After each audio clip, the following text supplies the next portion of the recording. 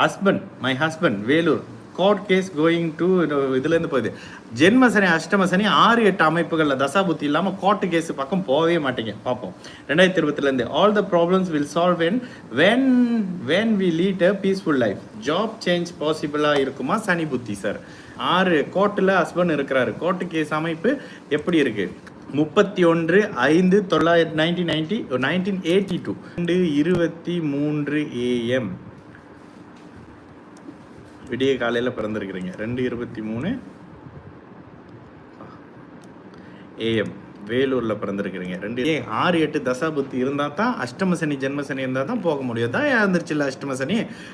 சிம்மராசியில் உத்தர நட்சத்திரமாக இருக்கிறீங்க. சரி, இந்த அமைப்புகளில்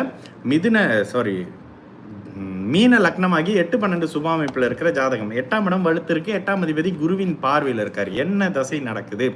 தசா புத்தி மிகப்பெரிய பங்கு வகிக்கும். 8ஆம் இடத்தோட சம்பந்தப்பட்டிருக்கக்கூடிய குரு தசை. ப்ரீவியஸில் ராகு தசை நடந்திருக்கு. ராகு 4ஆம் இடத்துல இருக்காரு. சனியின் பார்வையில் இருக்காரு.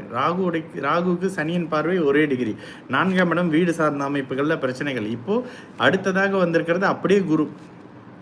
விஷயங்க, இந்த குரு தசை பிறந்த இடத்த விட்டு ஹஸ்பண்டை நகர்த்துறதுக்கான சில விஷயம் செய்து அஷ்டம சனி சிம்மராசிக்காரர்களுக்கு தொடங்கியாச்சு. இப்போ சாதகம் இல்லாத தன்மையில தான் இருக்கிறீங்க. தயவுசெய்து யாராவது நல்லது நடக்கும், அகலகால் வீங்க, பிஸ்னஸ் பண்ணுங்கன்னு சொன்னாங்கன்னா நம்பாதீங்க. மனசார சொல்கிறேன். இந்த விஷயத்த சொல்கிறதுனால எனக்கு ஒரு காசு லாபம் இல்லை, எதுவும் இல்லை. மனசார கவனமாக இருங்கன்னு சொல்லி கடந்த காலங்களில் கடகராசிக்காரங்களை பெரிய அளவுக்கு கொண்டாந்து கரை சேர்த்துருக்கேன், கும்பராசிக்காரர்களை சேர்த்துருக்கேன்ற ஒரு பெருமையே இருக்குதுங்க எனக்கு. அந்த அளவுக்கு கஷ்டம்தான் இருக்கும். கவனமாக இருங்க. அதே தான் சிம்மராசிக்காரங்களுக்கும் அப்படி ஒரு சாதகமான நிலை இல்லை. கவனமா இருங்க. என்னதான் இருந்தாலும் 10ஆம் அதிபதி 8ஆம் இடத்தோட இருக்கிறது. வேலை தொழில் வருமானம் சார்ந்த அமைப்புகள்ல பூர்வீக சொத்துக்கள் சார்ந்த அமைப்புகள்லாம் கொஞ்சம் சரியில்லாத தன்மைங்க.